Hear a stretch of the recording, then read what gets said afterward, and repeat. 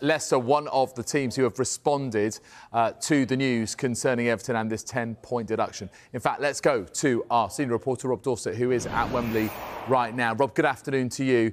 So, Leicester, considering their options in the light of this news, what have they had to say?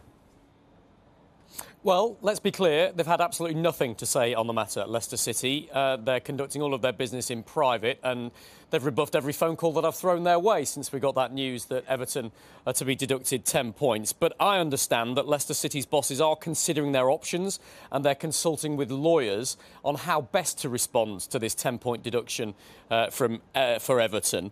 And as you've just been talking about there, Leicester finished 18th in the Premier League last season, the season in which Everton were charged with breaching the Premier League's profit and sustainability rules.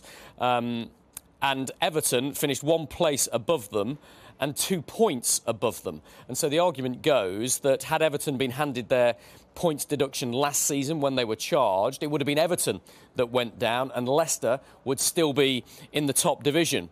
And as I say, they're consulting their lawyers about that as we speak to you right now. But clearly, I think we need to make it very clear that if Leicester are going to take this through the civil courts, which is the only option they have in suing Everton, then they would be seeking a financial settlement, if you like. They'd be seeking financial reparations for what they would feel are the loss of revenues from dropping from the Premier League to the Championship. And those are significant financial